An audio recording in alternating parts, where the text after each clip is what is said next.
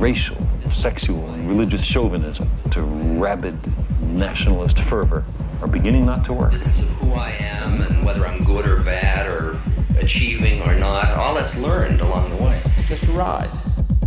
And we can change it anytime we want. It's only a choice. No effort, no work, no job, no savings of money. I realized that I had the game wrong. That the game was to find out what I already was.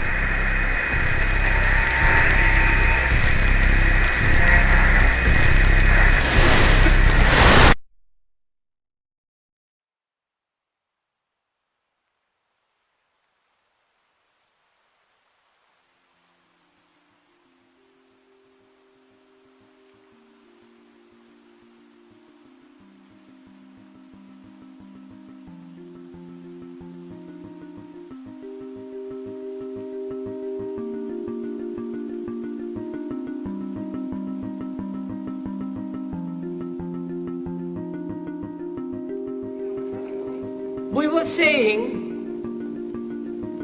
how very important it is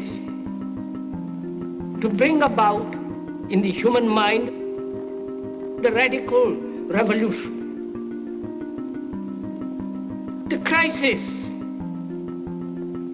is a crisis in consciousness,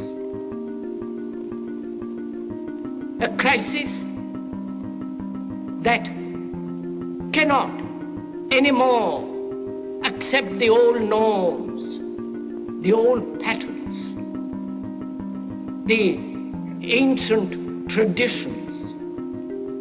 And considering what the world is now, with all the misery, conflict, destructive brutality, aggression, and so on, man is still as he was. He's still brutal, violent, aggressive, acquisitive, competitive, and he has built a society along these lines.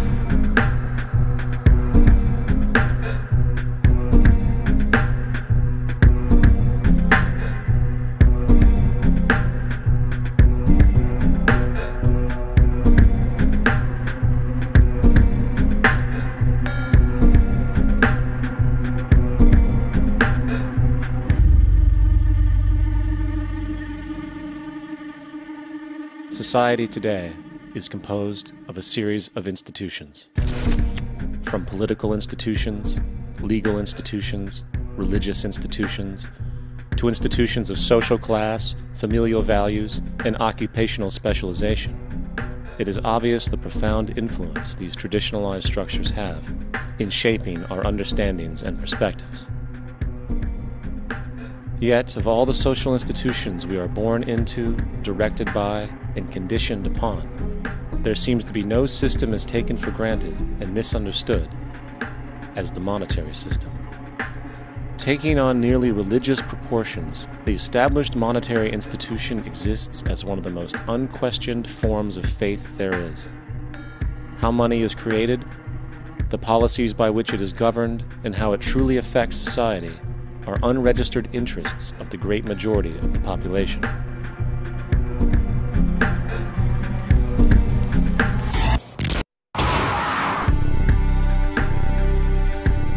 In a world where 1% of the population owns 40% of the planet's wealth, in a world where 34,000 children die every single day from poverty and preventable diseases, and where 50% of the world's population lives on less than $2 a day, one thing is clear: something is very wrong. And whether we are aware of it or not, the lifeblood of all of our established institutions, and thus society itself, is money.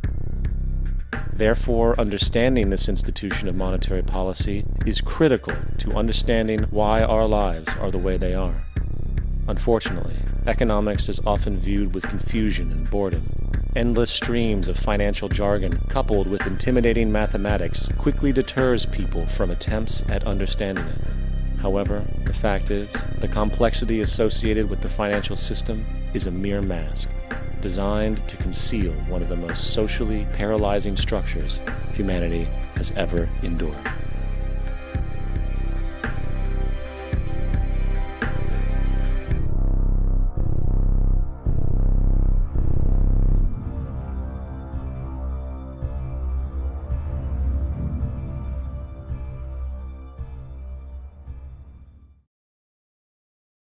A number of years ago, the Central Bank of the United States, the Federal Reserve, produced a document entitled Modern Money Mechanics.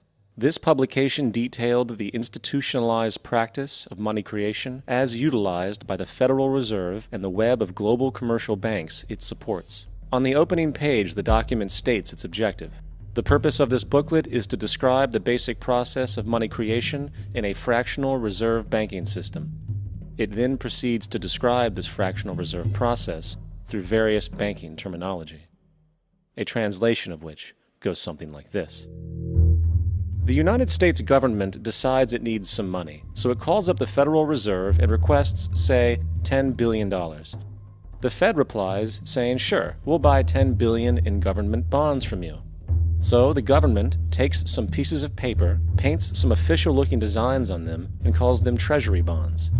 Then it puts a value on these bonds to the sum of $10 billion and sends them over to the Fed. In turn, the people at the Fed draw up a bunch of impressive pieces of paper themselves, only this time calling them Federal Reserve notes, also designating a value of $10 billion to the set. The Fed then takes these notes and trades them for the bonds. Once this exchange is complete, the government then takes the $10 billion in Federal Reserve notes and deposits it into a bank account. And upon this deposit, the paper notes officially become legal tender money, adding $10 billion to the U.S. money supply. And there it is. $10 billion in new money has been created. Of course, this example is a generalization, for, in reality, this transaction would occur electronically, with no paper used at all. In fact, only 3% of the U.S. money supply exists in physical currency. The other 97% essentially exists in computers alone. Now, government bonds are, by design, instruments of debt, and when the Fed purchases these bonds, with money it essentially created out of thin air, the government is actually promising to pay back that money to the Fed. In other words, the money was created out of debt. This mind-numbing paradox of how money or value can be created out of debt or a liability will become more clear as we further this exercise. So, the exchange has been made and now $10 billion sits in a commercial bank account. Here's where it gets really interesting. For as based on the fractional reserve practice, that $10 billion deposit instantly becomes part of the bank's reserves, just as all deposits do. And regarding reserve requirements, as stated in Modern Money Mechanics, a bank must maintain legally required reserves equal to a prescribed percentage of its deposits. It then quantifies this by stating, under current regulations, the reserve requirement against most transaction accounts is 10%. This means that with a $10 billion deposit, 10% or $1 billion is held as the required reserve, while the other $9 billion is considered an excessive reserve and can be used as the basis for new loans. Now, it is logical to assume that this $9 billion is literally coming out of the existing $10 billion deposit. However, this is actually not the case. What really happens is that the $9 billion is simply created out of thin air on top of the existing $10 billion deposit. This is how the money supply is expanded. As stated in modern money mechanics, of course they, the banks, do not really pay out loans from the money they receive as deposits. If they did this, no additional money would be created. What they do when they make loans is to accept promissory notes, loan contracts, in exchange for credits, money, to the borrower's transaction accounts. In other words, the $9 billion can be created out of nothing simply because there is a demand for such a loan and that there is a $10 billion deposit to satisfy the reserve requirements. Now, let's assume that somebody walks into this bank and borrows the newly available $9 billion. They will then most likely take that money and deposit it into their own bank account. The process then repeats, for that deposit becomes part of the bank's reserves. 10% is isolated, and in turn 90% of the $9 billion, or $8.1 billion, is now available as newly created money for more loans. And, of course, that 8.1 can be loaned out and redeposited, creating an additional 7.2 billion, to 6.5 billion, to 5.9 billion, etc. This deposit money creation loan cycle can technically go on to infinity. The average mathematical result is that about $90 billion can be created on top of the original $10 billion. In other words, for every deposit that ever occurs in the banking system, about 9 times that amount can be created out of thin air. Money jitters. Ask the obliging Bank of America for a jar of soothing instant money, M-O-N-E-Y, in the form of a convenient personal loan. So, now that we understand how money is created by this fractional reserve banking system, a logical yet elusive question might come to mind. What is actually giving this newly created money value? The answer? The money that already exists. The new money essentially steals value from the existing money supply. For the total pool of money is being increased irrespective to demand for goods and services. And as supply and demand finds equilibrium, prices rise, diminishing the purchasing power of each individual dollar. This is generally referred to as inflation, and inflation is essentially a hidden tax on the public. What is the advice that you generally get? And that is inflate the currency. They don't say debase the currency. They don't say devalue the currency. They don't say cheat the people who are saved. They say lower the interest rates. The real deception is when we distort the value of money. When we create money out of thin air, we have no savings, and yet there's so-called capital. So my question boils down to this: how in the world can we expect to solve the problems of inflation, that is, the increase in the supply of money, with more inflation? Of course, it can't.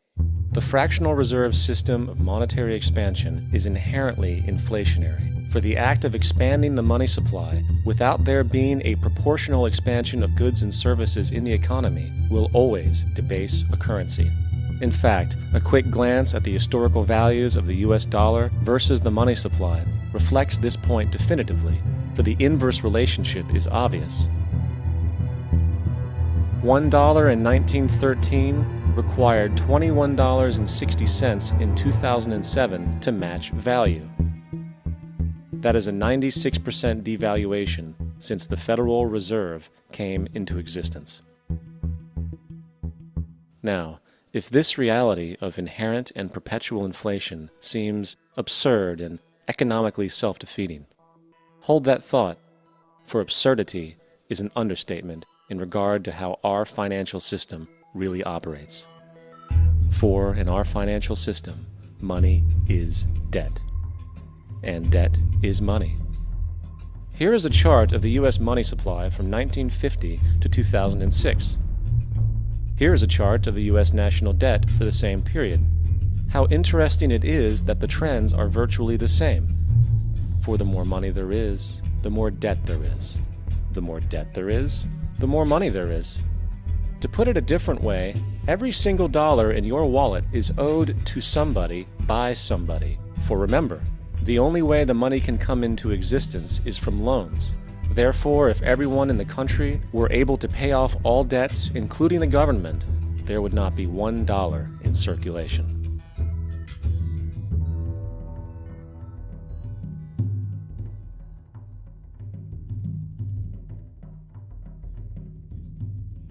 In fact, the last time in American history the national debt was completely paid off was in 1835, after President Andrew Jackson shut down the central bank that preceded the Federal Reserve.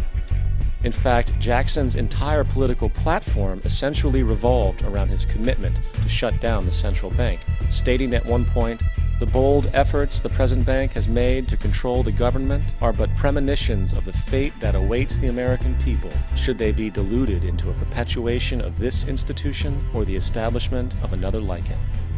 Unfortunately, his message was short-lived, and the international bankers succeeded to install another central bank in 1913, the Federal Reserve.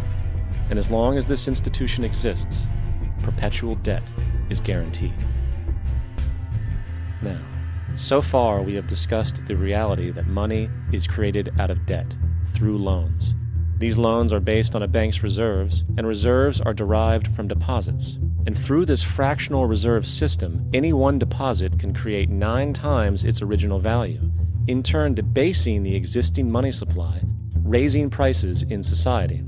And since all this money is created out of debt and circulated randomly through commerce, people become detached from their original debt, and a disequilibrium exists, where people are forced to compete for labor in order to pool enough money out of the money supply to cover their costs of living. As dysfunctional and backwards as all of this might seem, there is still one thing we have omitted from this equation. And it is this element of the structure which reveals the truly fraudulent nature of the system itself: the application of interest. When the government borrows money from the Fed, or when a person borrows money from a bank, it almost always has to be paid back with accrued interest. In other words, almost every single dollar that exists must be eventually returned to a bank with interest paid as well. But if all money is borrowed from the central bank and is expanded by commercial banks through loans, only what would be referred to as the principal is being created in the money supply. So then, where is the money to cover all of the interest that is charged? Nowhere. It doesn't exist. The ramifications of this are staggering, for the amount of money owed back to the banks will always exceed the amount of money that is available in circulation. This is why inflation is a constant in the economy, for new money is always needed to help cover the perpetual deficit built into the system, caused by the need to pay the interest. What this also means is that mathematically, defaults and bankruptcy are literally built into the system, and there will always be poor pockets of society that get the short end of the stick. An analogy would be a game of musical chairs, for once the music stops, somebody is left out to dry. And that's the point. It invariably transfers true wealth from the individual to the banks.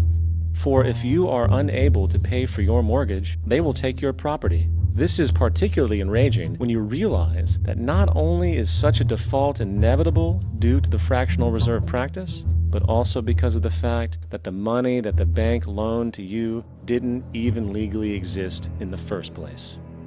In 1969, there was a Minnesota court case involving a man named Jerome Daly, who was challenging the foreclosure of his home by the bank which provided the loan to purchase it. His argument was that the mortgage contract required both parties, being he and the bank, each put up a legitimate form of property for the exchange.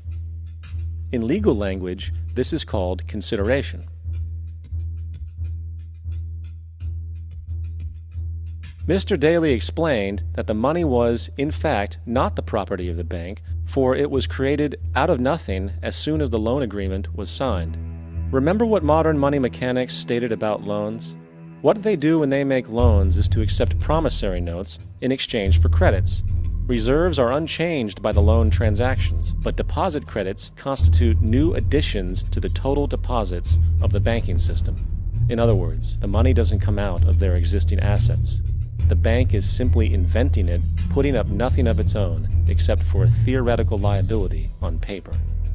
As the court case progressed, the bank's president, Mr. Morgan, took the stand, and in the judge's personal memorandum, he recalled that the plaintiff, bank's president, admitted that, in combination with the Federal Reserve Bank, did create the money and credit upon its books by bookkeeping entry. The money and credit first came into existence when they created it. Mr. Morgan admitted that no United States law or statute existed which gave him the right to do this. A lawful consideration must exist and be tendered to support the note. The jury found that there was no lawful consideration, and I agree. He also poetically added, "Only God can create something of value out of nothing." And upon this revelation, the court rejected the bank's claim for foreclosure, and Daly kept his home. The implications of this court decision are immense. For every time you borrow money from a bank, whether it is a mortgage loan or a credit card charge, the money given to you is not only counterfeit, it is an illegitimate form of consideration, and hence voids the contract to repay, for the bank never had the money as property to begin with. Unfortunately, such legal realizations are suppressed and ignored, and the game of perpetual wealth transfer and perpetual debt continues. And this brings us to the ultimate question: why? During the American Civil War, President Lincoln bypassed the high-interest loans offered by the European banks and decided to do what the Founding Fathers advocated, which was to create an independent and inherently debt-free currency. It was called the greenback. Shortly after this measure was taken, an internal document circulated between private British and American banking interests stated, "Slavery is but the owning of labor, and carries with it the care of laborers, while the European plan is that capital shall control labor by controlling wages. This can be done by controlling the money. It will not do to allow the greenback, as we cannot control that." The fractional reserve policy perpetrated by the Federal Reserve, which has spread in practice to the great majority of banks in the world, is, in fact, a system of modern slavery. Think about it. Money is created out of debt. And what do people do when they are in debt? They submit to employment to pay it off. But if money can only be created out of loans, how can society ever be debt-free? It can't. And that's the point. And it is the fear of losing assets coupled with the struggle to keep up with the perpetual debt and inflation inherent in the system, compounded by the inescapable scarcity within the money supply itself, created by the interest that can never be repaid, that keeps the wage slave in line, running on the hamster wheel with millions of others, in effect powering an empire that truly benefits only the elite at the top of the pyramid. For, at the end of the day, who are you really working for? The banks. Money is created in a bank and invariably ends up in a bank. They are the true masters, along with the corporations and governments they support. Physical slavery requires people to be housed and fed. Economic slavery requires people to feed and house themselves. It is one of the most ingenious scams for social manipulation ever created, and at its core, it is an invisible war against the population. Debt is the weapon used to conquer and enslave societies, and interest is its prime ammunition. And as the majority walks around oblivious to this reality, the banks, in collusion with governments and corporations, continue to perfect and expand their tactics of economic warfare, spawning new bases, such as the World Bank and International Monetary Fund, while also inventing a new type of soldier, the birth of the economic hitman.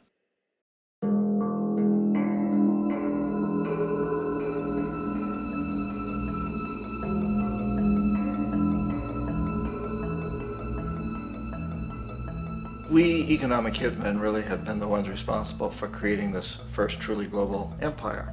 And we work many different ways.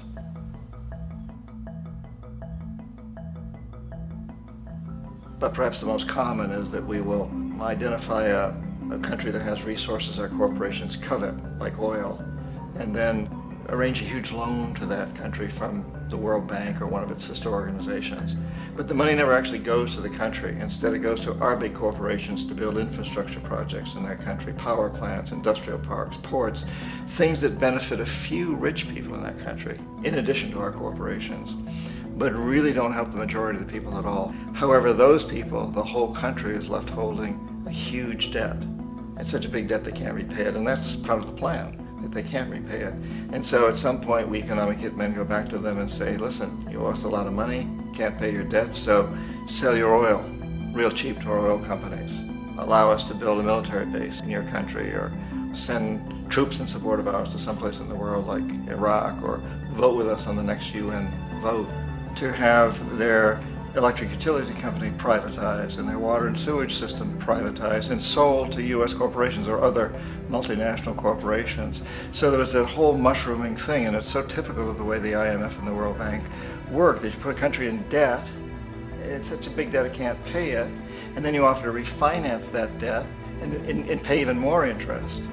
And you demand this quid pro quo, which you call a conditionality or good governance, which means basically that they've got to sell off their resources, including many of their social services, their utility companies, their school systems sometimes, their penal systems, their insurance systems, to foreign corporations. So it's a double, triple, quadruple whammy.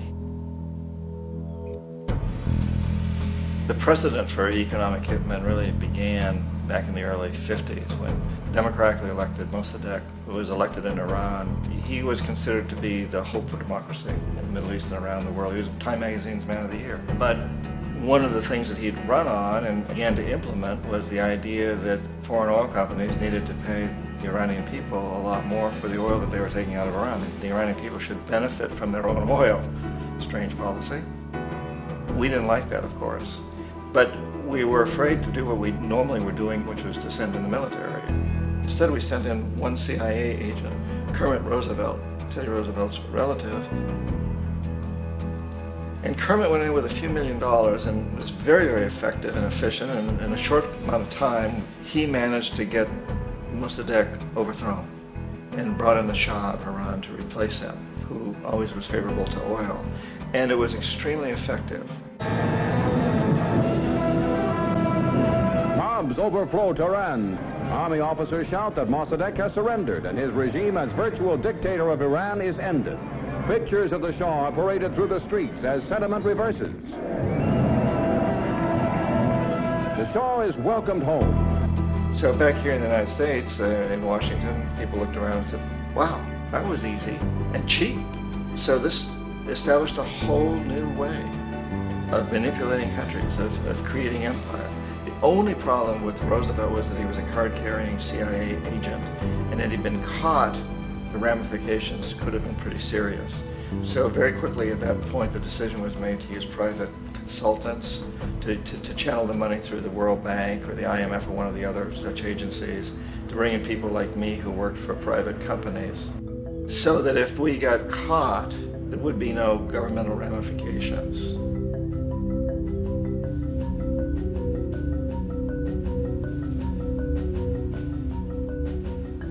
When Arbenz became president of Guatemala, the country was very much under the thumbs of United Fruit Company, the big international corporations. And Arbenz ran on this ticket that says, you know, we want to get the land back to the people. And once he took power, he was implementing policies that would do exactly that, give the land rights back to the people. United Fruit didn't like that very much. And so they hired a public relations firm, launched a huge campaign in the United States to convince the United States people, the citizens of the United States, and the press of the United States, and the Congress of the United States, that Arbenz was a Soviet puppet, and that if we allowed him to stay in power, the Soviets would have a foothold in this hemisphere. And that, at that point in time, was a huge fear on everybody's mind, the Red Terror, the Communist Terror. And so, to make a long story short, out of this public relations campaign came a commitment on the part of the CIA and the military to take this man out. And in fact, we did. We sent in planes, we sent in soldiers, we sent in jackals, we sent everything in to take him out, and did take him out. And as soon as he was removed from office, the new guy that took over after him basically reinstated everything to the big international corporations, including United Fruit.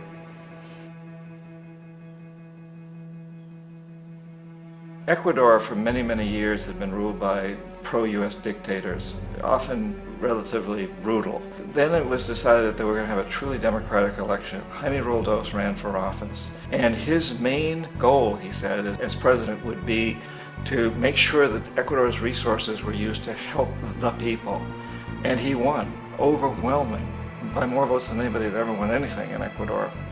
And he began to implement these policies to make sure that the profits from oil went to help the people. Well, we didn't like that in the United States. I was sent down as one of several economic hitmen to change Roldos, to corrupt him, to bring him around, to let him know, okay, you can get very rich, you and your family, if you play our game, but if you continue to try to keep these policies you've promised, you're going to go. He wouldn't listen. He was assassinated. As soon as the plane crashed, the whole area was cordoned off. The only people allowed in were U.S. military from a nearby base and some of the Ecuadorian military. When an investigation was launched, 2 of the key witnesses died in car accidents before they had a chance to testify.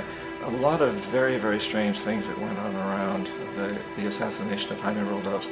I, like most people who've really looked at this case, have absolutely no doubt that it was an assassination. And of course, in my position as an economic hitman, I was always expecting something to happen to Jaime, whether it be a coup or assassination, I wasn't sure, but that he would be taken down because he was not being corrupted. He would not allow himself to be corrupted the way we wanted to corrupt him. Omar Torrijos, president of Panama, was one of my favorite people. I really, really liked him. He was very charismatic. He was a guy who really wanted to help his country. And when I tried to bribe him or corrupt him, he said, look, John, he called me Juanito. He said, look, Juanito, I don't need the money. What I really need is for my country to be treated fairly. I need for the United States to repay the debts that you owe my people for all the destruction you've done here.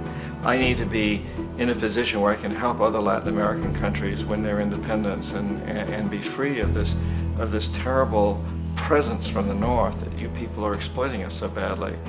I need to have the Panama Canal back in the hands of the Panamanian people. That's what I want.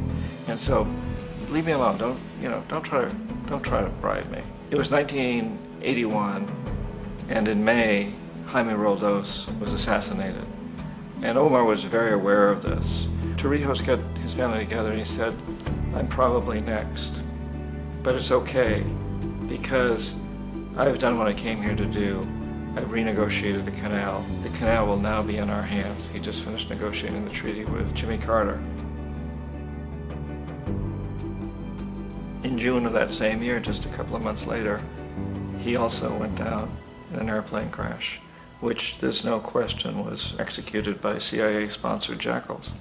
Tremendous amount of evidence that one of Torrijos' security guards handed him at the last moment as he was getting on the plane a tape recorder, a small tape recorder that contained a bomb.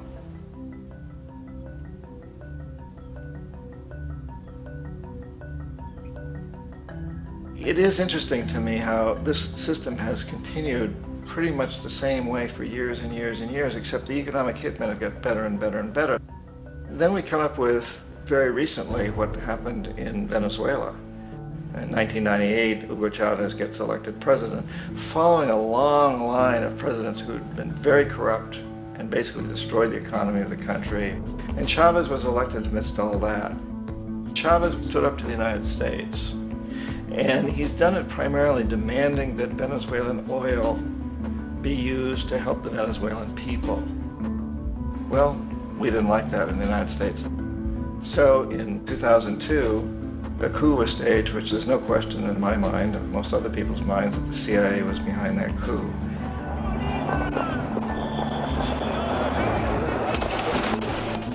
way that that coup was fomented was very reflective of what Kermit Roosevelt had done in Iran, of paying people to go out into the streets to riot, to protest, to say this Chavez is very unpopular. You know, if you can get a few thousand people to do that, television can make it look like it's the whole country, and things start to mushroom. Except in the case of Chavez, he was smart enough, and the people were so strongly behind him that they overcame it, which was a phenomenal moment in the history of Latin America.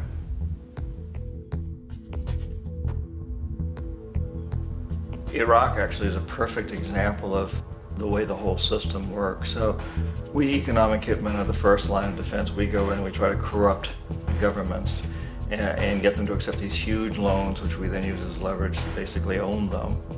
If we fail, as I failed in Panama with Omar Torrijos and in Ecuador with Jaime Roldos, men who refused to be corrupted, then the second line of defense is we send in the jackals. And the jackals either overthrow governments or they assassinate. And once that happens and a new government comes in, and boy, it's going to toe the line because the new president knows what will happen if he doesn't. In the case of Iraq, both of those things failed. Economic hitmen were not able to get through to Saddam Hussein. We tried very hard. We tried to get him to accept a deal very similar to what the House of Saud had accepted in Saudi Arabia, but he wouldn't accept it. And so the jackals went in to take him out. They couldn't do it. His security was very good. After all, he had one time worked for the CIA. He'd been hired to assassinate a former president of Iraq and failed, but he knew the system. So in '91, we send in the troops and we take out the Iraqi military. So we assume at that point that Saddam Hussein is going to come around. We could have taken him out, of course, at that time, but we didn't want to. He's the kind of strong man we like. He controls his people. We thought he could control the Kurds and keep the Iranians in their border and keep pumping oil for us. And that once we took out his military, now he's going to come around. So the economic hitmen go back in the 90s without success. If they'd had success, he'd still be running the country. We'd be selling him all the fighter jets he wants and everything else he wants. But they couldn't. They didn't have success. The jackals couldn't take him out again. So we sent the military in once again, and this time we did the complete job and took him out, and in the process created for ourselves some very, very lucrative construction deals. We had to reconstruct a country that we'd essentially destroyed, which is a pretty good deal if you own construction companies, big ones. So, you know, Iraq shows the three stages. The economic hitmen failed there, the jackals failed there, and as a final measure, the military goes in.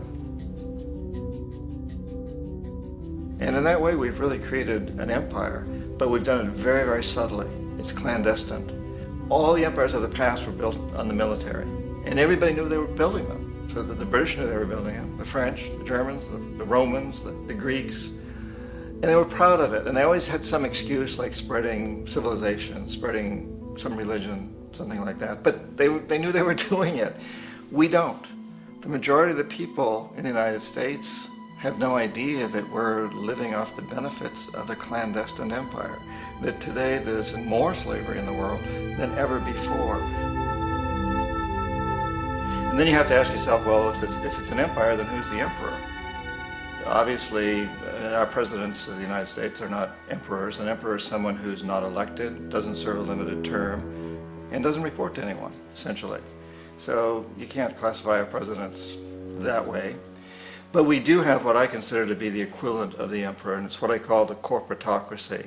The corporatocracy is this group of individuals who run our biggest corporations, and they really act as the emperor of this empire. They control our media, either through direct ownership or advertising. They control most of our politicians because they finance their campaigns, either through their corporations or through personal contributions that come out of the corporations. They're not elected, they don't serve a limited term, they don't report to anybody. And at the very top of the corporatocracy, you really can't tell whether a person's working for a private corporation or the government because they're always moving back and forth. So, you know, you've got a guy who one moment is the president of a big construction company like Halliburton, and the next moment he's vice president of the United States, or the president who is in the oil business. And this is true whether you've got Democrats or Republicans in the office. You have them moving back and forth through the revolving door. And in a way, our government is invisible a lot of the time, and its policies are carried out by our corporations on one level or another. And then again, the policies of the government are basically forged by the corporatocracy and then presented to the government. They become government policy. So it's an incredibly cozy relationship. This isn't a conspiracy theory type of thing. These people don't have to get together and plot to do things. They all basically work under one primary assumption, and that is that they must maximize profits regardless of the social and environmental costs.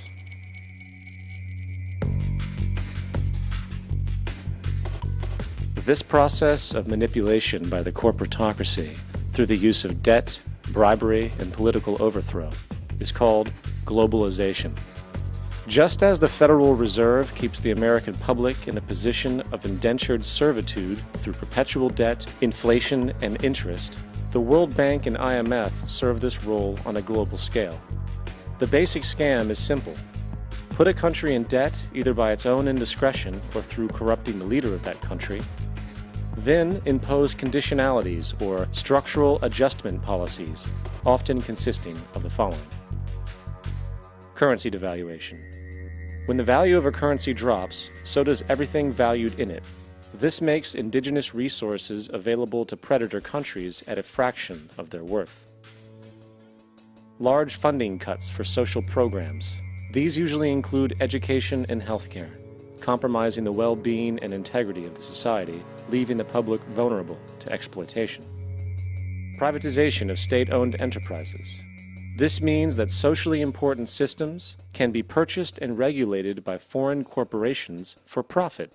For example, in 1999, the World Bank insisted that the Bolivian government sell the public water system of its third largest city to a subsidy of the U.S. corporation Bechtel. As soon as this occurred, water bills for the already impoverished local residents skyrocketed. It wasn't until after a full-blown revolt by the people that the Bechtel contract was nullified. Then there is trade liberalization, or the opening up of the economy through removing any restrictions on foreign trade. This allows for a number of abusive economic manifestations, such as transnational corporations bringing in their own mass-produced products, undercutting the indigenous production and ruining local economies. An example is Jamaica, which, after accepting loans and conditionalities from the World Bank, lost its largest cash crop markets due to competition with Western imports. Today, countless farmers are out of work, for they are unable to compete with the large corporations. Another variation is the creation of numerous seemingly unnoticed, unregulated, inhumane sweatshop factories, which take advantage of the imposed economic hardship. Additionally, due to production deregulation, environmental destruction is perpetual, as a country's resources are often exploited by the indifferent corporations while outputting large amounts of deliberate pollution. The largest environmental lawsuit in the history of the world today is being brought on behalf of 30,000 Ecuadorian Amazonian people against Texaco, which is now owned by Chevron. So today it's against Chevron, but for activities conducted by Texaco. Estimated to be more than 18 times what the Exxon Valdez dumped into the coast of Alaska. In the case of Ecuador, it wasn't an accident. The oil companies did it intentionally. They knew they were doing it to save money out there rather than arranging for proper disposal. Furthermore, a cursory glance at the performance record of the World Bank reveals that the institution, which publicly claims to help poor countries develop and alleviate poverty, has done nothing but increase poverty and the wealth gap, while corporate profits soar. In 1960, the income gap between the fifth of the world's people in the richest countries versus the fifth in the poorest countries was 30 to 1. By 1998, it was 74 to 1. While global GNP rose 40% between 1970 and 1985, those in poverty actually increased by 17%. While from 1985 to 2000, those living on less than $1 a day increased by 18%. Even the Joint Economic Committee of the U.S. Congress admitted that there is a mere 40% success rate of all World Bank projects. In the late 1960s, the World Bank intervened in Ecuador with large loans. During the next 30 years, poverty grew from 50% to 70%. Under- or unemployment grew from 15 to 70%. Public debt increased from 240 million to 16 billion, while the share of resources allocated to the poor went from 20% to 6%. In fact, by the year 2000, 50% of Ecuador's national budget had to be allocated for paying its debts. It is important to understand the World Bank is, in fact, a U.S. bank, supporting U.S. interests. For the United States holds veto power over decisions, as it is the largest provider of capital. And where did it get this money? You guessed it, it made it out of thin air through the fractional reserve banking system. Of the world's top 100 economies, as based on annual GDP, 51 are corporations, and 47 of that 51 are U.S.-based. Walmart, General Motors, and Exxon are more economically powerful than Saudi Arabia, Poland, Norway, South Africa, Finland, Indonesia, and many others. And, as protective trade barriers are broken down, currencies tossed together and manipulated in floating markets, and state economies overturned in favor of open competition and global capitalism, the empire expands. You get up on your little 21-inch screen and howl about America and democracy. There is no America. There is no democracy. There is only IBM and ITT and AT&T and DuPont, Dow, Union Carbide, and Exxon. Those are the nations of the world today. What do you think the Russians talk about in their councils of state? Karl Marx? They get out their linear programming charts, statistical decision theories, minimax solutions, and compute the price-cost probabilities of their transactions and investments, just like we do. We no longer live in a world of nations and ideologies, Mr. Beale. The world is a college of corporations, inexorably determined by the immutable bylaws of business. The world is a business, Mr. Beale.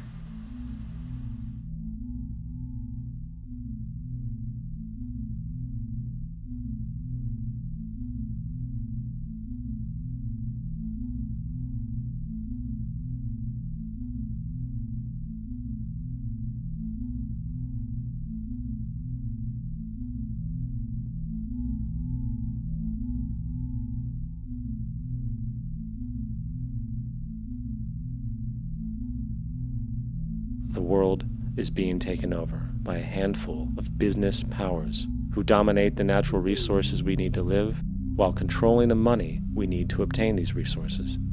The end result will be world monopoly, based not on human life, but financial and corporate power. And as the inequality grows, naturally more and more people are becoming desperate. So the establishment was forced to come up with a new way to deal with anyone who challenges the system. So they gave birth to the terrorist. The term terrorist is an empty distinction, designed for any person or group who chooses to challenge the establishment. This isn't to be confused with the fictional Al-Qaeda, which was actually the name of a computer database for the US-supported Mujahideen in the 1980s.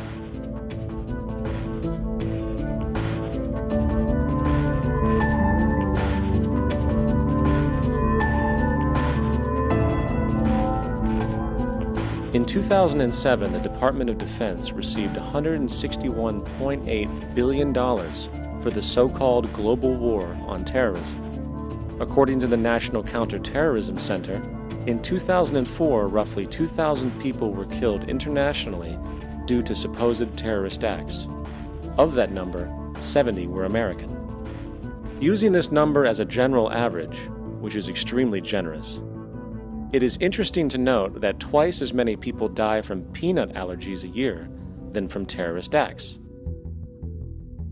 Concurrently, the leading cause of death in America is coronary heart disease, killing roughly 450,000 each year.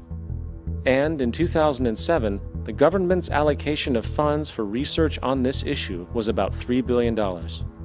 This means that the U.S. government in 2007 spent 54 times the amount for preventing terrorism than it spent for preventing a disease which kills 6,600 times more people annually than terrorism does.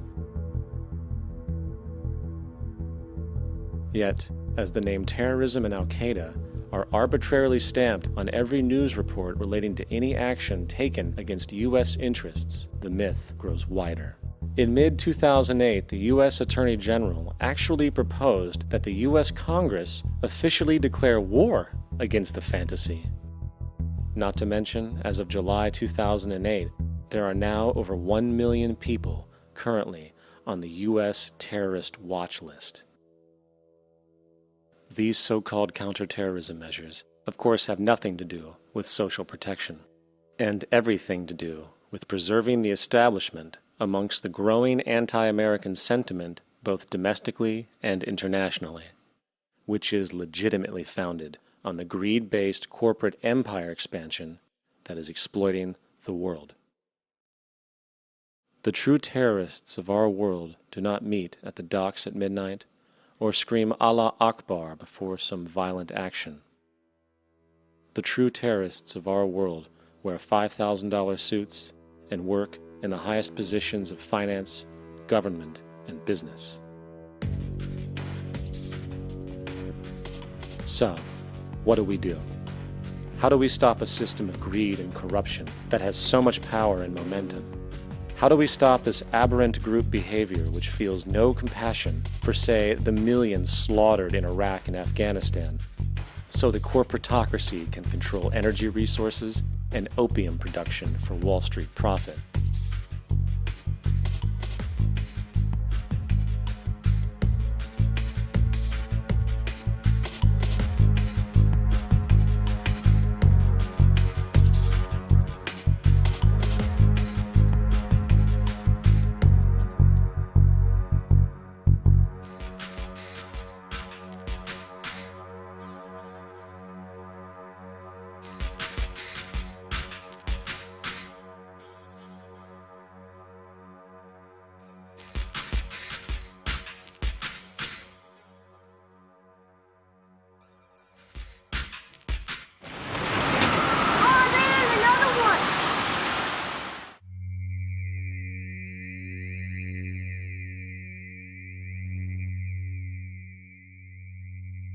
How do we stop a system of greed and corruption that condemns poor populations to sweatshop slavery for the benefit of Madison Avenue?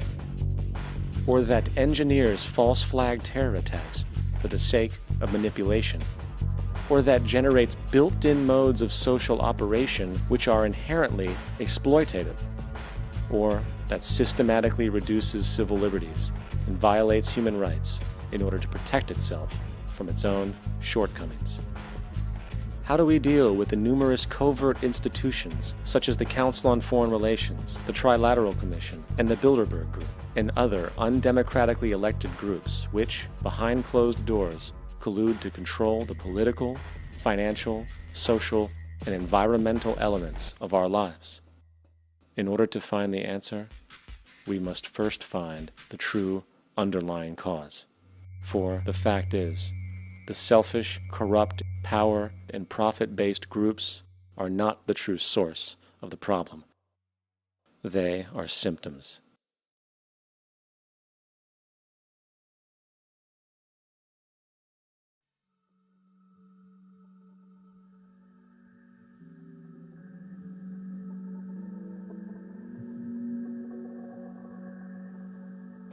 My name is Jock Fresco.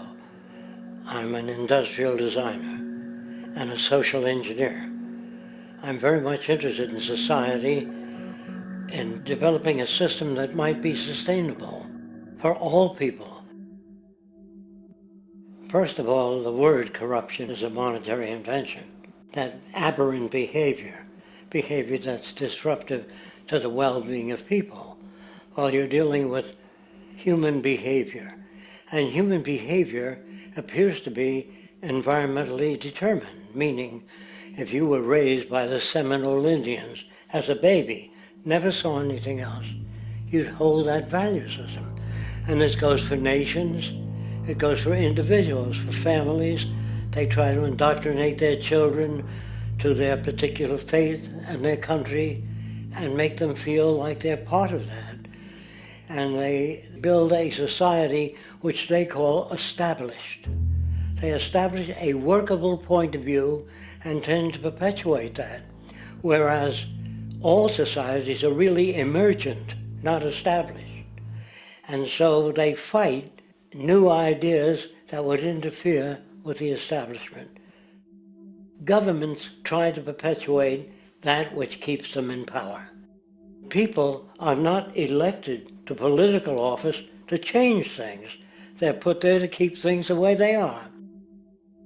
So you see, the basis of corruption is in our society.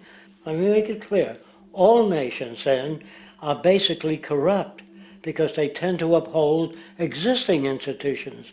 I don't mean to uphold or downgrade all nations, but communism, socialism, fascism, the free enterprise system, and all other subcultures are the same. They are all basically corrupt. The most fundamental characteristic of our social institutions is the necessity for self-preservation. Whether dealing with a corporation, a religion, or a government, the foremost interest is to preserve the institution itself. For instance, the last thing an oil company would ever want is the utilization of energy that was outside of its control, for it makes that company less relevant to society. Likewise, the Cold War and the collapse of the Soviet Union was, in reality, a way to preserve and perpetuate the established economic and global hegemony of the United States. Similarly, religions condition people to feel guilty for natural inclinations, each claiming to offer the only path to forgiveness and salvation. At the heart of this institutional self-preservation lies the monetary system, for it is money that provides the means for power and survival. Therefore, just as a poor person might be forced to steal in order to survive, it is a natural inclination to do whatever is needed to continue an institution's profitability. This makes it inherently difficult for profit-based institutions to change, for it puts in jeopardy not only the survival of large groups of people, but also the coveted materialistic lifestyles associated with affluence and power. Therefore, the paralyzing necessity to preserve an institution, regardless of its social relevance, is largely rooted in the need for money or profit.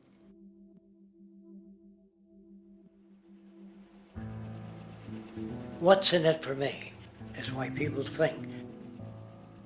And so if a man makes money selling a certain product, naturally he's going to fight the existence of another product that may threaten his institution. Therefore, people cannot be fair, and people do not trust each other. A guy will come over to you and say, I got just the house you're looking for. He's a salesman.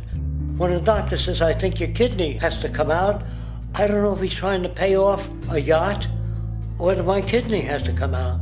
It's hard in a monetary system to trust people.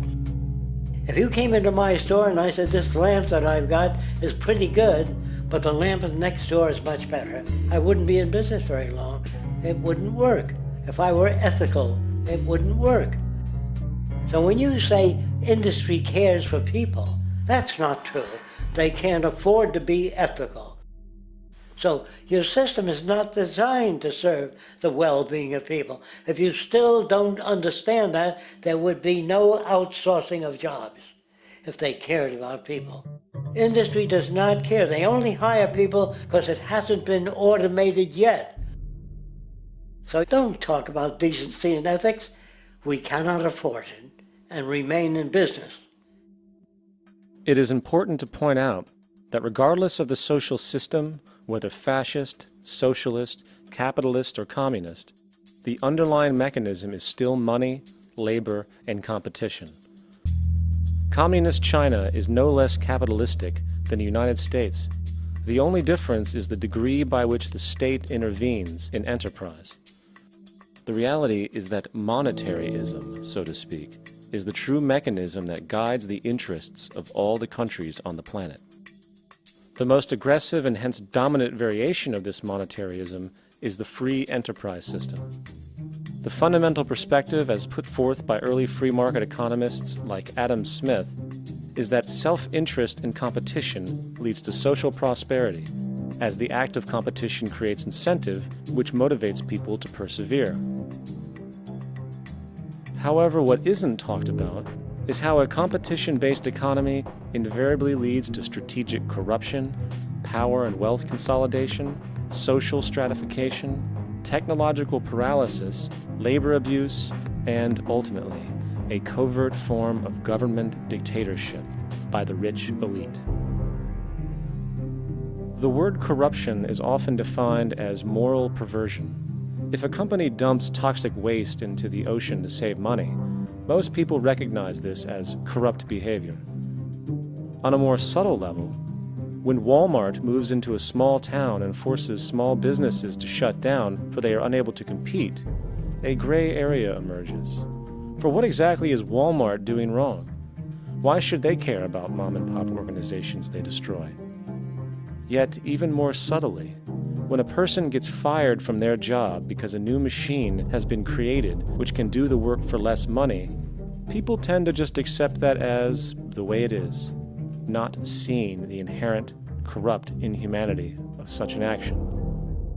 Because the fact is, whether it is dumping toxic waste, having a monopoly enterprise, or downsizing the workforce, the motive is the same: profit. They are all different degrees of the same self-preserving mechanism, which always puts the well-being of people second to monetary gain. Therefore, corruption is not some byproduct of monetaryism. It is the very foundation. And while most people acknowledge this tendency on one level or another, the majority remains naive as to the broad ramifications of having such a selfish mechanism as the guiding mentality in society. Internal documents show that after this company positively, absolutely knew that they had a medication that was infected with the AIDS virus, they took the product off the market in the U.S. and then they dumped it in France, Europe, Asia, and Latin America. The U.S. government allowed it to happen. The FDA allowed this to happen. And now the government is completely looking the other way. Thousands of innocent hemophiliacs have died from the AIDS virus. This company knew absolutely that it was infected with AIDS. They dumped it because they wanted to turn this disaster into a profit. So you see, you have built-in corruption. We're all chiseling off each other, and you can't expect decency in that sort of thing. And feeling that, they don't know who to elect. They think in terms of a democracy, which is not possible in a monetary-based economy. If you have more money to advertise your position, the position you desire in government, that isn't a democracy. It serves those in positions of differential advantage. So it's always a dictatorship of the elitists, the financially wealthy.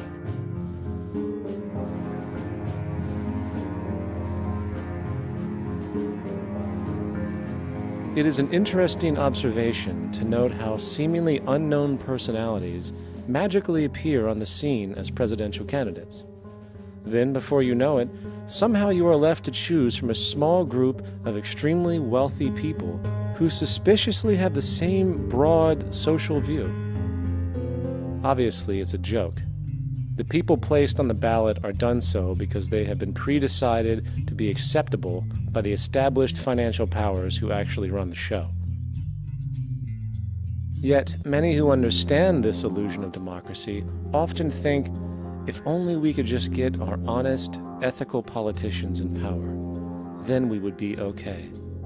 Well, while this idea, of course, seems reasonable in our established-oriented worldview, it is, unfortunately, another fallacy. For when it really comes down to what is actually important, the institution of politics, and thus politicians themselves, have absolutely no true relevance as to what makes our world and society function. It's not politicians that can solve problems. They have no technical capabilities. They don't know how to solve problems. Even if they were sincere, they don't know how to solve problems. It's the technicians that produce the desalination plants. It's the technicians that give you electricity, that give you motor vehicles, that heat your house and cool it in the summertime. It's technology that solves problems, not politics. Politics cannot solve problems because they're not trained to do so. Very few people today stop and consider what it is that actually improves their lives. Is it money? Obviously not. One cannot eat money or stuff money into their car to get it to run. Is it politics? All politicians can do is create laws, establish budgets, and declare war. Is it religion? Of course not. Religion creates nothing except intangible emotional solace for those who require it. The true gift that we as human beings have, which has been solely responsible for everything that has improved our lives, is technology. What is technology? Technology is a pencil which allows one to solidify ideas on paper for communication. Technology is an automobile which allows one to travel faster than feet would allow. Technology is a pair of eyeglasses which enables sight for those who need it.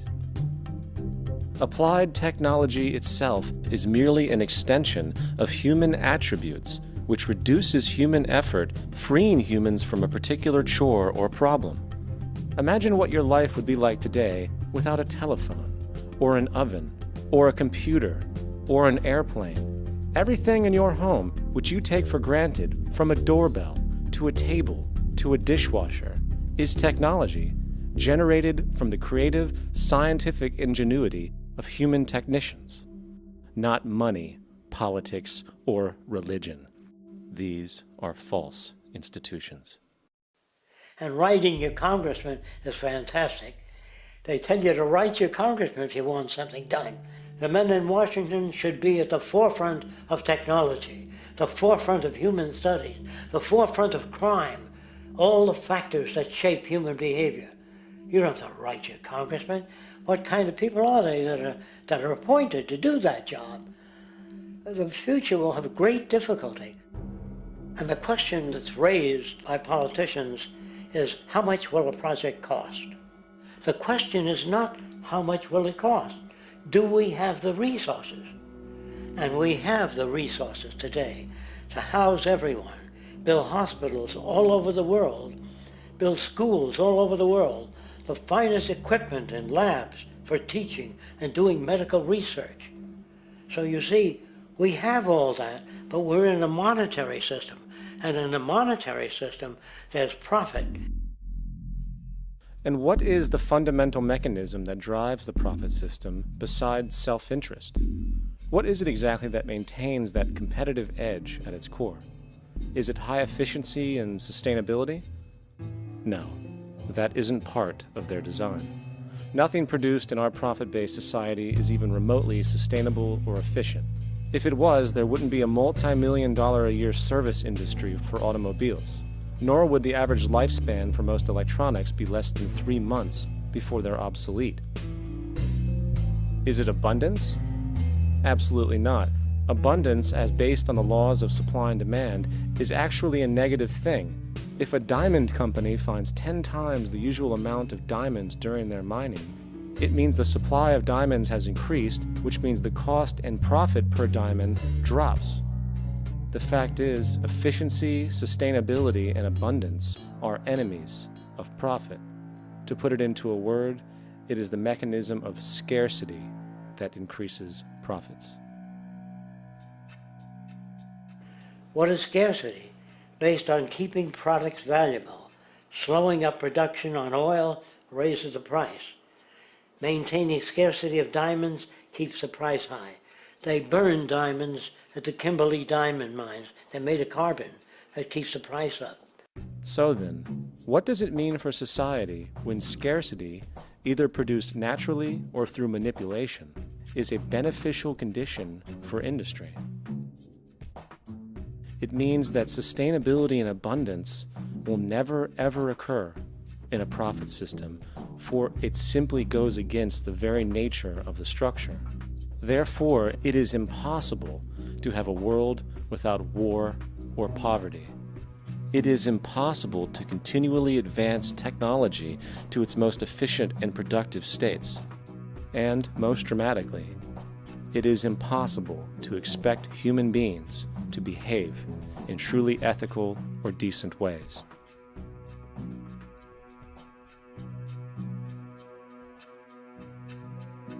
People use the word instinct because they can't account for the behavior. They sit back and they evaluate with their lack of knowledge, and they say things like, humans are built a certain way, greed is a natural thing, as though they've worked for years on it, and it's no more natural than wearing clothing. What we want to do is to eliminate the causes of the problems, eliminate the processes that produce greed and bigotry and prejudice and people taking advantage of one another and elitism, eliminating the need for prisons and welfare. We have always had these problems because we have always lived within scarcity and barter and monetary systems that produce scarcity. If you eradicate the conditions that generate what you call socially offensive behavior, it does not exist. The guy said, well, isn't that inborn? No, it's not. There is no human nature, there's human behavior, and that's always been changed throughout history. You're not born with bigotry and greed and corruption and hatred. You pick that up within the society. War, poverty, corruption, hunger, misery, human suffering will not change in a monetary system. That is, there'll be very little significant change. It's going to take the redesign of our culture, our values, and it has to be related to the carrying capacity of the earth, not some human opinion or some politician's notions of the way the world ought to be, or some religious notions of the conduct of human affairs. And that's what the Venus Project is about. The society that we're about to talk about is a society that is free of all the old superstitions, incarceration, prisons, police, cruelty, and law. All laws will disappear, and the professions will disappear that are no longer valid, such as stockbrokers, bankers, advertising, gone forever, because it's no longer relevant. When we understand that it is technology devised by human ingenuity which frees humanity and increases our quality of life, we then realize that the most important focus we can have is on the intelligent management of the Earth's resources. For it is from these natural resources we gain the materials to continue our path of prosperity.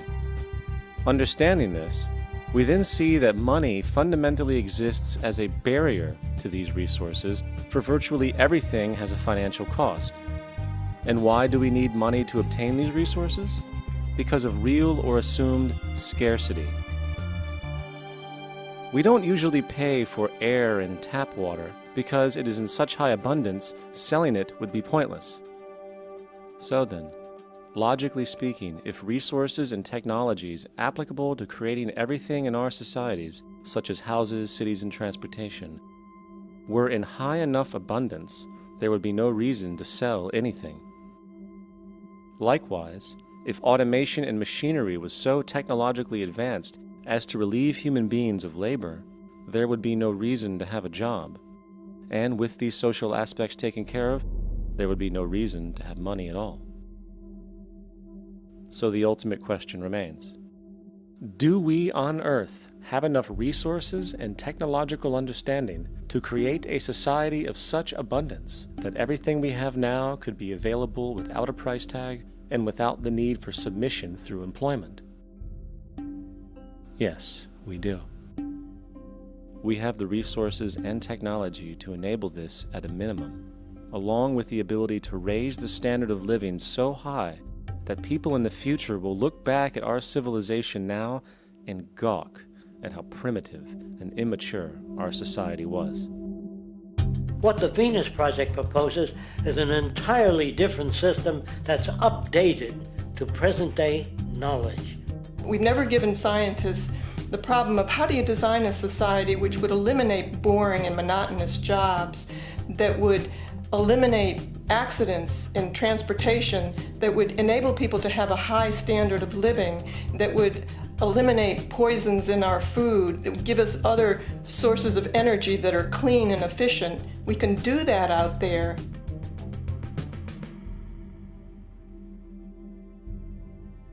The major difference between a resource-based economy and a monetary system is that a resource-based economy is really concerned with people and their well-being, where a monetary system has become so distorted that the concerns of the people are really secondary, if they're there at all.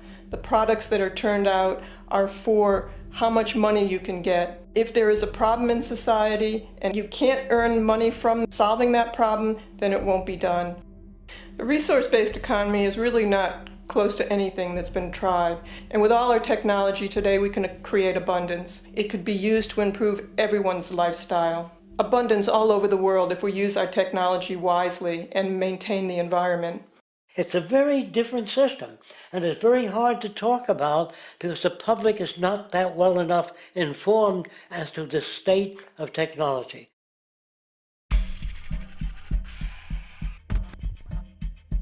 At present, we don't have to burn fossil fuels. We don't have to use anything that would contaminate the environment.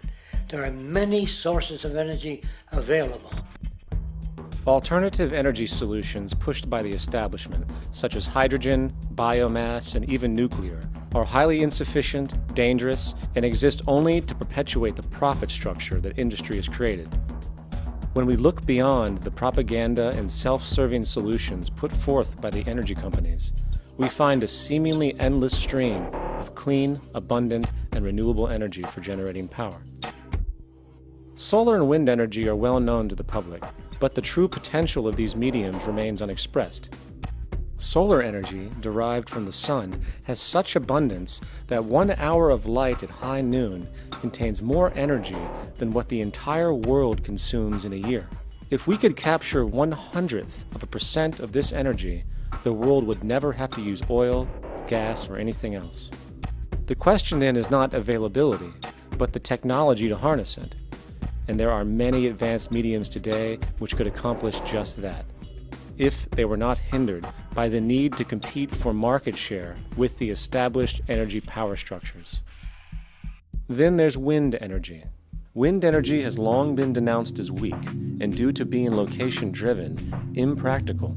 This is simply not true.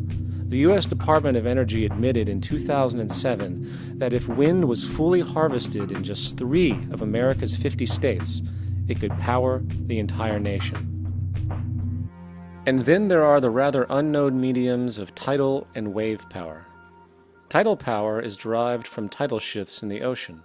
Installing turbines which capture this movement generates energy. In the United Kingdom, 42 sites are currently noted as available, forecasting that 34% of all the UK's energy could come from tidal power alone. Wave power, which extracts energy from the surface motions of the ocean, is estimated to have a global potential of up to 80,000 terawatt-hours a year.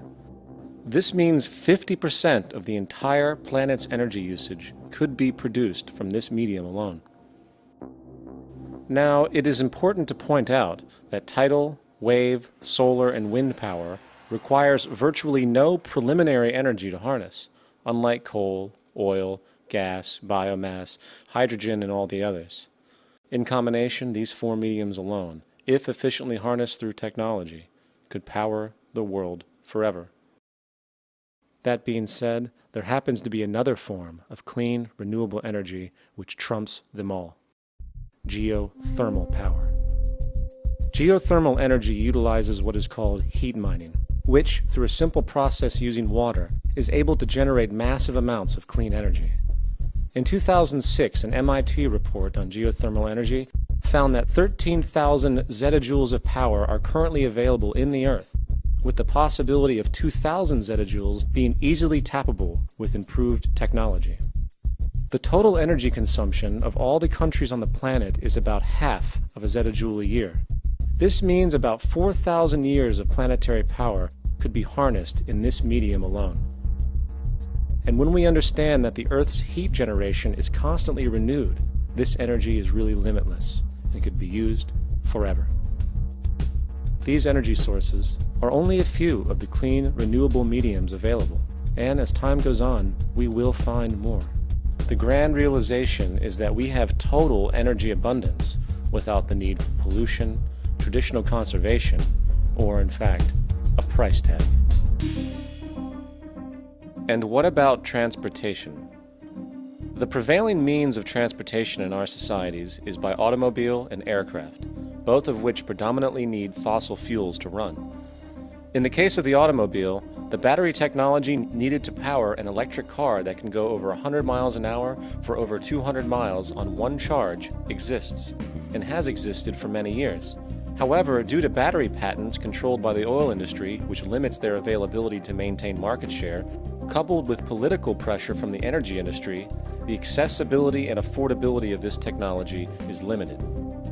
There is absolutely no reason other than pure, corrupt profit interest that every single vehicle in the world cannot be electric and utterly clean, with zero need for gasoline. As far as airplanes, it is time we realize that this means of travel is inefficient, cumbersome, slow, and causes far too much pollution. This is a maglev train. It uses magnets for propulsion. It is fully suspended by a magnetic field and requires less than 2% of the energy used for plane travel. The train has no wheels, so nothing can wear out. The current maximum speed of versions of this technology, as used in Japan, is 361 miles per hour. However, this version of the technology is very dated.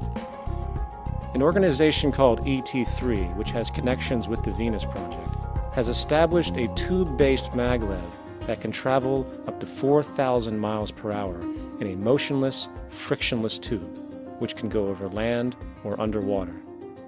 Imagine going from LA to New York for an extended lunch break, or from Washington, D.C. to Beijing, China in 2 hours. This is the future of continental and intercontinental travel, fast, clean, with only a fraction of the energy usage we use today for the same means. In fact, between maglev technology, advanced battery storage, and geothermal energy, there would be no reason to ever burn fossil fuels again. And we can do this now if we were not held back by the paralyzing profit structure. Now, America is inclined toward fascism. It has a propensity by its dominant philosophy and religion to uphold the fascist point of view.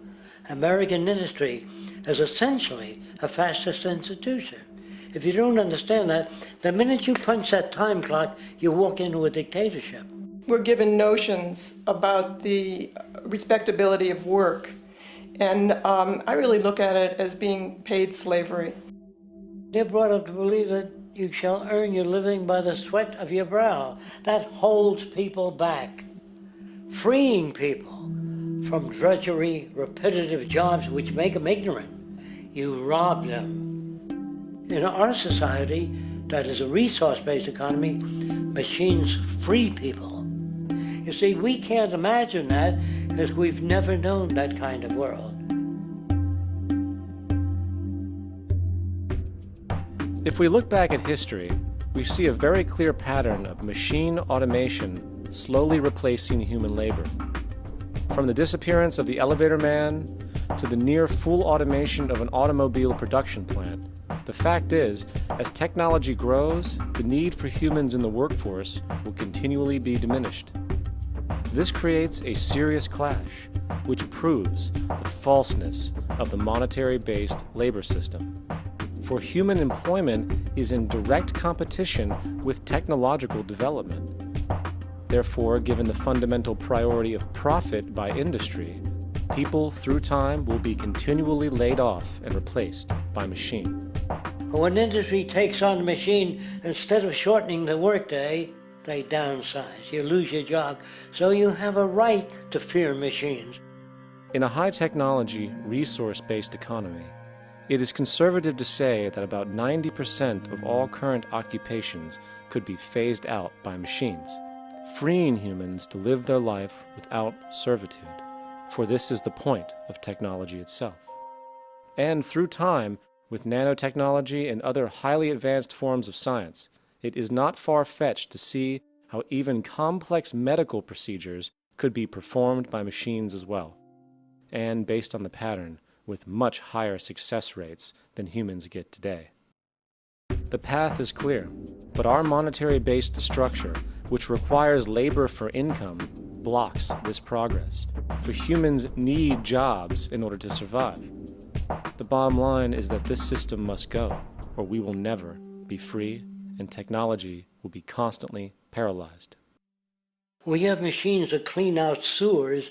It frees a human being from doing that. So look at machines as extensions of human performance. Furthermore, many occupations today will have simply no basis to exist in a resource-based economy, such as anything associated with the management of money, advertising, along with the legal system itself. For without money, a great majority of the crimes that are committed today would never occur. Virtually all forms of crime are a consequence of the monetary system, either directly or by neuroses inflicted through financial deprivation. Therefore, laws themselves could eventually become extinct. Instead of putting up a sign, drive carefully, slippery when wet, put abrasive in the highway so it's not slippery when wet. And if a person gets in a car that's drunk and the car oscillates a great deal, there's a little pendulum that swings up and back, and that'll pull the car over to the side. Not a law solution. Put sonar and radar in automobiles so they can't hit one another. Man-made laws are attempts to deal with occurring problems, and not knowing how to solve them, they make a law. In the United States, the most privatized, capitalist country on the planet, it should come as no surprise that it also has the largest prison population in the world, growing every year. Statistically, most of these people are uneducated and come from poor, deprived societies. And, contrary to propaganda, it is this environmental conditioning which lures them into criminal and violent behavior. However, society looks the other way in regard to this point. The legal and prison systems are just more examples of how our society avoids examining the root causes of behavior. Billions are spent each year on prisons and police, while only a fraction is spent on programs for poverty, which is one of the most fundamental variables responsible for crime to begin with. And as long as we have an economic system which prefers and in fact creates scarcity and deprivation, crime will never go away.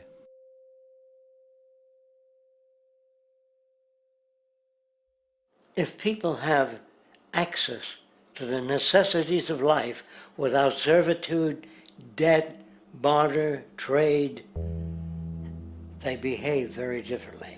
You want all these things available without a price tag. Now then, you gotta have a price tag. Well, what'll motivate people? Man gets everything he wants, he just lay around in the sun. This is the myth they perpetuate. People in our culture are trained to believe that the monetary system produces incentive. If they have access to things, why should they want to do anything? They will lose their incentive. That's what you're taught to support the monetary system. When you take money out of the scenario, there would be different incentives, very different incentives. When people have access to the necessities of life, their incentives change. What about the moon and the stars? New incentives arise. If you make a painting that you enjoy, you will enjoy giving it to other people, not selling it.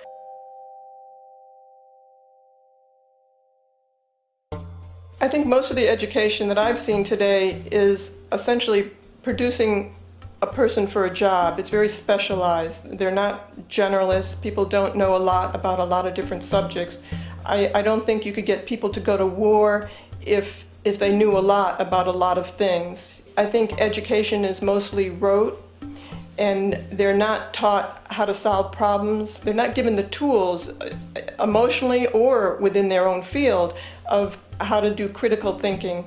A resource-based economy, the education would be very different. Our society's major concern is mental development and to motivate each person to their highest potential. Because our philosophy is the smarter people are, the richer the world, because everybody becomes a contributor.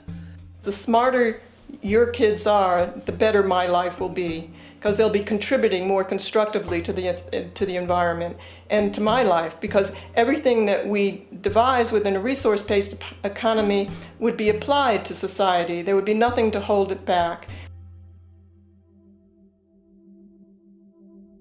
Patriotism, weapons, armies, navies, all that is a sign that we're not civilized yet. Kids will ask their parents, didn't you see the necessity of the machines? Dad, couldn't you see that war was inevitable when you produce scarcity? Isn't it obvious? Of course the kid will understand that you were pinheads, raised merely to serve the established institutions.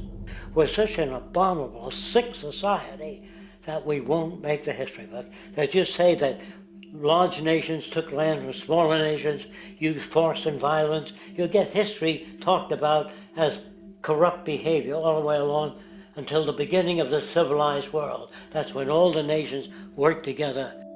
World unification, working toward common good for all human beings, and without anyone being subservient to anyone else. Without social stratification, whether it be technical elitism or any other kind of elitism, eradicated from the face of the earth. The state does nothing because there is no state. There is no state.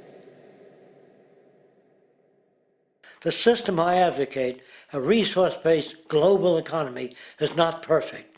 It's just a lot better than what we have. We can never achieve perfection.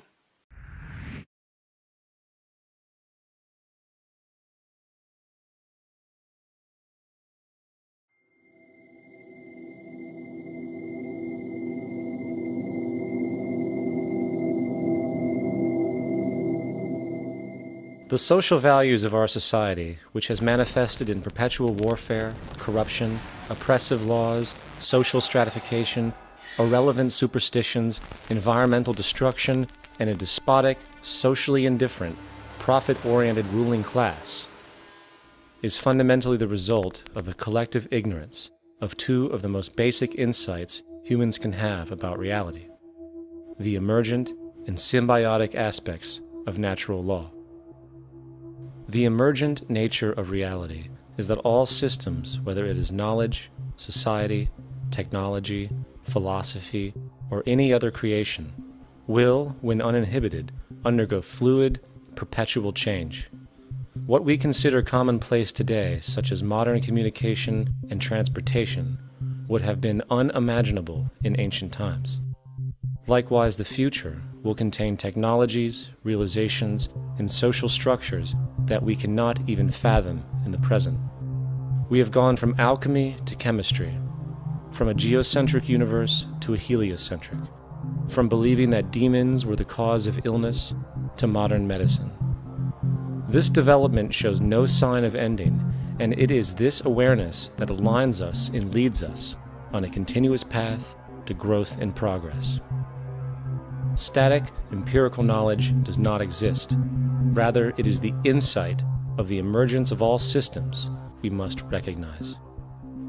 This means we must be open to new information at all times, even if it threatens our current belief system and hence identities. Sadly, society today has failed to recognize this, and the established institutions continue to paralyze growth by preserving outdated social structures.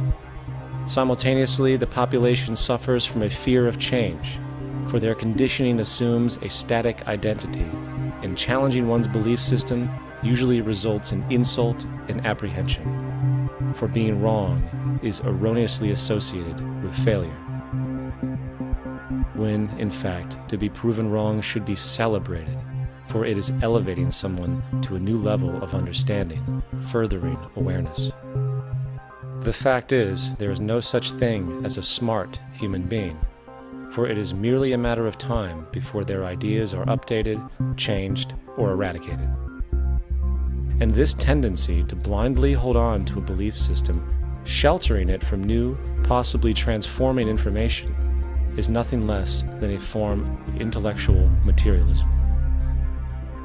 The monetary system perpetuates this materialism not only by its self-preserving structures, but also through the countless number of people who have been conditioned into blindly and thoughtlessly upholding these structures, therefore becoming self-appointed guardians of the status quo. Sheep, which no longer need a sheepdog to control them, for they control each other by ostracizing those who step out of the norm. This tendency to resist change and uphold existing institutions for the sake of identity, comfort, power, and profit is completely unsustainable and will only produce further imbalance, fragmentation, distortion, and invariably, destruction. It's time to change. From hunters and gatherers to the agricultural revolution to the industrial revolution, the pattern is clear. It is time for a new social system which reflects the understandings we have today.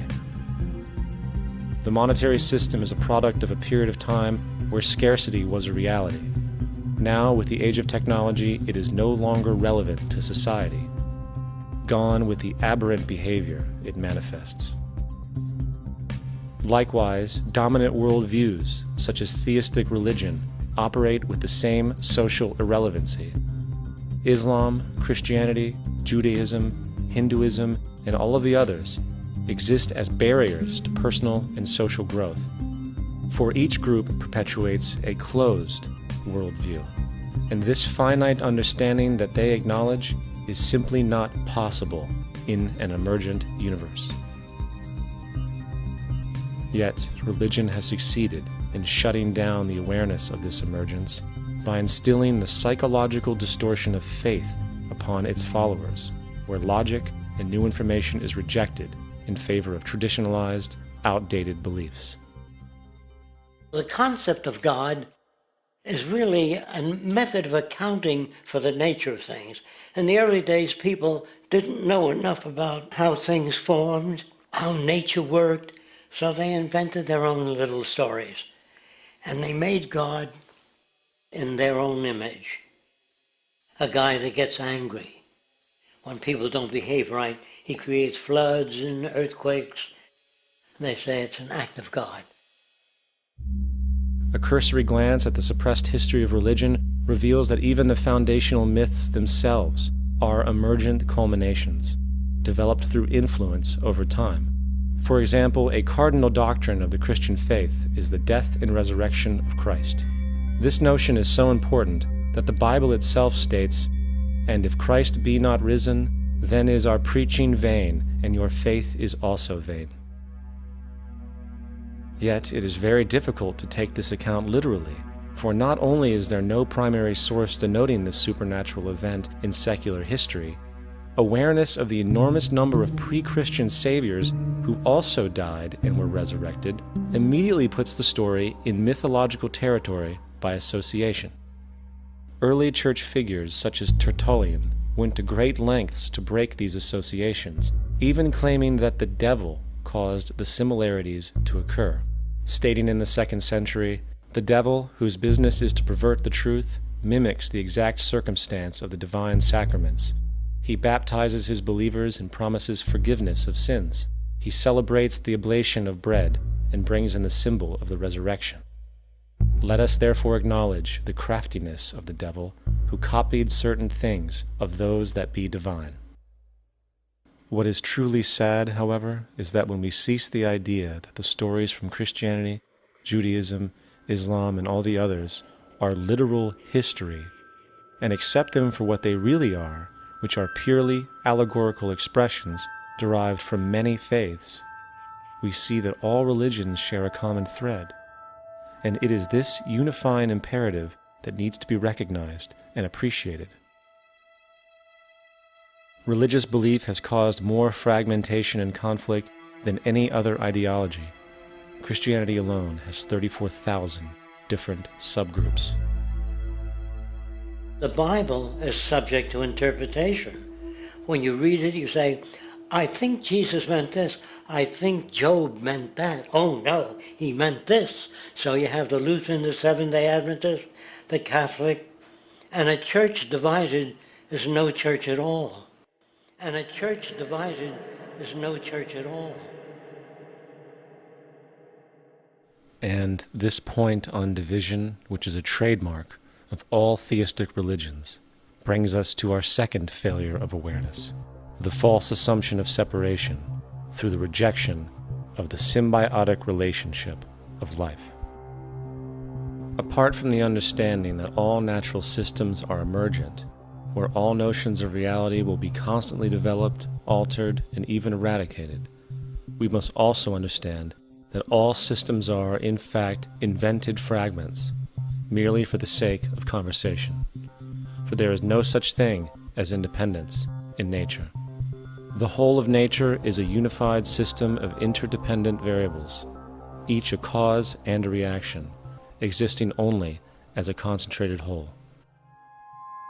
You don't see the plug connected to the environment, so it looks like we're free, wandering around.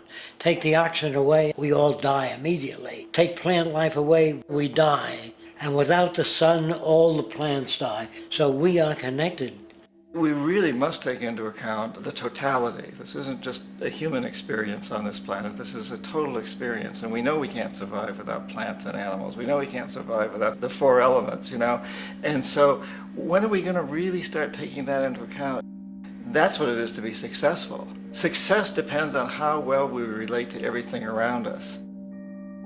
I'm very aware of the fact that my grandson cannot possibly hope to inherit a sustainable, peaceful, stable, socially just world unless every child today growing up in Ethiopia, in Indonesia, in Bolivia, in Palestine, in Israel also has that same expectation. You got to take care of the whole community or you're going to have serious problems.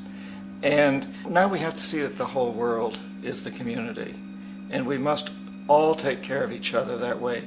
And it's not just a community of human beings. It's a community of plants and animals and elements. And we really need to understand that. That's what's going to bring us joy, too, and pleasure. That's what's missing in our lives right now. We can call it spirituality, but the fact of the matter is, joy comes from that bliss of connectedness. That's our God spirit. That's that side of ourselves that really feels it. And you can feel it deep inside you. It's this amazing, wonderful feeling. And you know it when you get it. You don't get it from money. You get it from connection. Now, if that isn't a hazard to this country, how are we going to keep building nuclear weapons? You know what I mean? What's going to happen to the arms industry when we realize we're all one? It's going to fuck up the economy. The economy that's fake anyway. The economy that's fake anyway. The economy that's fake anyway. The economy that's fake anyway. The economy that's fake anyway. Which would be a real bummer. You can see why the government's cracking down on the idea of experiencing unconditional love.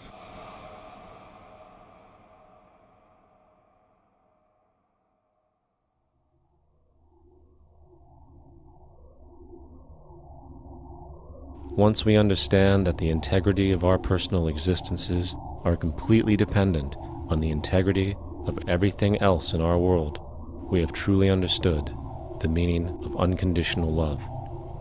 For love is extensionality, and seeing everything as you and you as everything can have no conditionalities. For, in fact, we are all everything at once.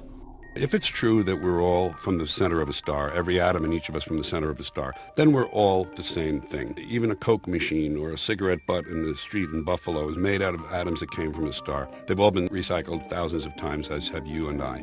And therefore, it's only me out there.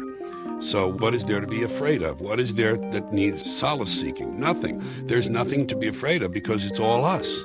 The trouble is we have been separated by being born and given a name and an identity and being individuated. We've been separated from the oneness, and that's what religion exploits, that people have this yearning to be part of the overall one again. So they exploit that. They call it God. They say he has rules. And I think it's cruel. I think you can do it absent religion.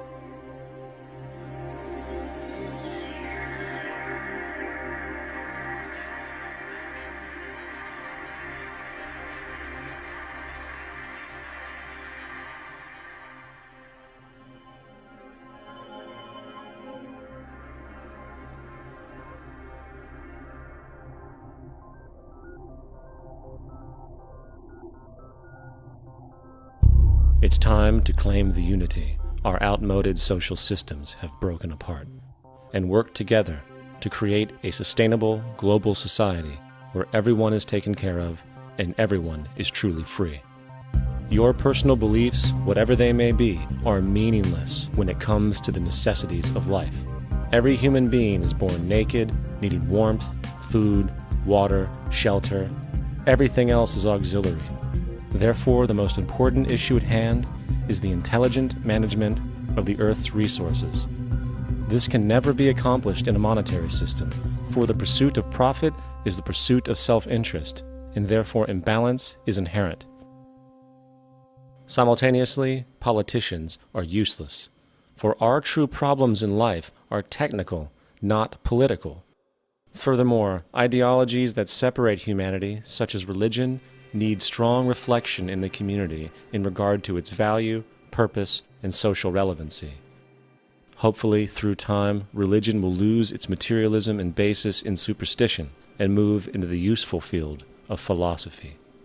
The fact is, society today is backwards, with politicians constantly talking about protection and security rather than creation, unity, and progress. The U.S. alone now spends about $500 billion annually on defense. That is enough to send every high school senior in America to a four-year college.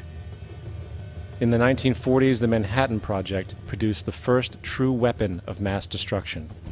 This program employed 130,000 people at an extreme financial cost. Imagine what our life would be like today if that group of scientists, instead of working on a way of killing people, worked on a way to create a self-sustaining, abundant world. Life today would be very, very different if that was their goal. Instead of weapons of mass destruction, it is time to unleash something much more powerful. Weapons of mass creation. Our true divinity is in our ability to create, and armed with the understanding of the symbiotic connections of life, while being guided by the emergent nature of reality, there is nothing we cannot do or accomplish. Of course, we face strong barriers in the form of established power structures that refuse to change. At the heart of these structures is the monetary system. As explained earlier, the fractional reserve policy is a form of slavery through debt, where it is literally impossible for society to be free. In turn, free market capitalism in the form of free trade uses debt to imprison the world and manipulate countries into subservience to a handful of large business and political powers. Apart from these obvious amoralities, the system itself is based on competition, which immediately destroys the possibility of large-scale collaborations for the common good, hence paralyzing any attempt at true global sustainability. These financial and corporate structures are now obsolete, and they must be outgrown. Of course, we cannot be naive enough to think that the business and financial elite are going to subscribe to this idea, for they will lose power and control. Therefore, peaceful yet highly strategic action must be taken. The most powerful course of action is simple. We have to alter our behavior to to force the power structure to the will of the people. We must stop supporting the system. The only way the establishment will change is by our refusal to participate, while continuously acknowledging its endless flaws and corruptions. They're not going to give up the monetary system because of our designs of what we recommend. The system has to fail, and people have to lose confidence in their elected leaders. That will be a major turning point if the Venus Project is offered as a possible alternative. If not, I fear the consequences. The trends now indicate that our country is going bankrupt. The probability is our country will move toward a military dictatorship to prevent riots and complete social breakdown. Once the U.S. breaks down, all the other cultures will undergo similar things. As of now, the world financial system is on the brink of collapse due to its own shortcomings. The Comptroller of Currency stated in 2003 that the interest on the U.S. national debt will not be affordable in less than 10 years. This theoretically means total bankruptcy for the U.S. economy, and its implications for the world are immense. In turn, the fractional reserve-based monetary system is reaching its theoretical limits of expansion, and the banking failures you are seeing are just the beginning. This is why inflation is skyrocketing, all debt is at record levels, and the government and Fed are hemorrhaging new money to bail out the corrupt system. For the only way to keep the banks going is by making more money. The only way to make more money is to create more debt and inflation. It is simply a matter of time before the tables turn and there is no one willing to take new loans, while defaults grow, as people are unable to afford their current loans. Then the expansion of money will stop, and contraction will begin on a scale never before seen, ending a century-long pyramid scheme. This has already begun. Therefore, we need to expose this financial failure for what it is, using this weakness to our advantage. Here are some suggestions. Expose the banking fraud. Citibank, JP Morgan Chase, and Bank of America are the most powerful controllers within the corrupt Federal Reserve System. It's time to boycott these institutions. If you have a bank account or a credit card with any of them, move your money to another bank. If you have a mortgage, refinance with another bank. If you own their stock, sell it. If you work for them, quit.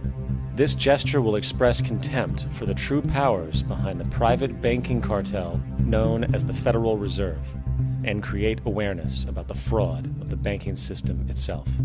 2. Turn off the TV news.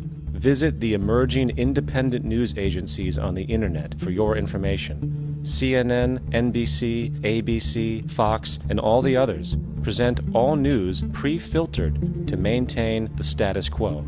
With 4 corporations owning all major media outlets, objective information is impossible. This is the true beauty of the internet, and the establishment has been losing control because of this free flow of information. We must protect the internet at all times, as it is truly our savior right now. 3. Don't ever allow yourself, your family, or anyone you know to ever join the military.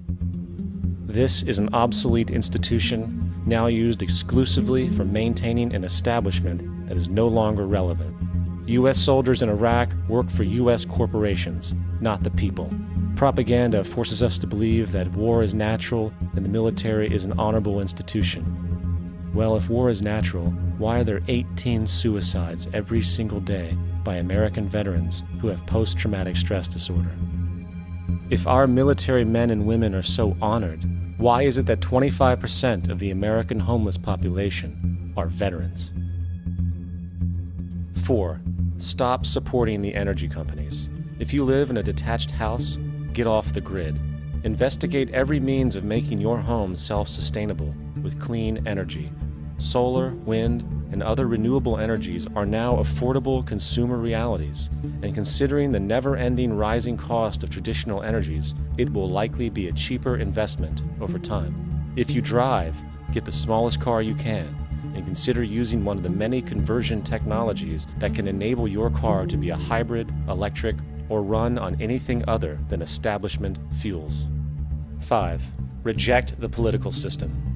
The illusion of democracy is an insult to our intelligence. In a monetary system, there is no such thing as a true democracy, and there never was. We have two political parties owned by the same set of corporate lobbyists. They are placed in their positions by the corporations, with popularity artificially projected by their media. In a system of inherent corruption, the change of personnel every couple of years has very little relevance. Instead of pretending that the political game has any true meaning, focus your energy on how to transcend this failed system. And 6. Join the movement. Go to the Zeitgeist-movement.com and help us create the largest mass movement for social change the world has ever seen. We must mobilize and educate everyone about the inherent corruption of our current world system, along with the only true sustainable solution, declaring all the natural resources on the planet as common heritage to all people, while informing everyone as to the true state of technology and how we can all be free if the world works together rather than fights. The choice lies with you. You can continue to be a slave to the financial system and watch the continuous wars, depressions, and injustice across the globe while placating yourself with vain entertainment and materialistic garbage. Or you can focus your energy on true, meaningful, lasting, holistic change, which actually has the realistic ability to support and free all humans with no one left behind. But, in the end, the most relevant change must occur first inside of you. The real revolution is the revolution of consciousness, and each one of us first needs to eliminate the divisionary, materialistic noise we have been conditioned to think is true, while discovering, amplifying, and aligning with the signal coming from our true empirical oneness. It is up to you. What we are trying in all these discussions and talks here is to see if we cannot radically bring about a transformation of the mind. Not accept things as they are, but to understand it, to go into it, to examine it, give your heart and your mind with everything that you have to find out a way of living differently.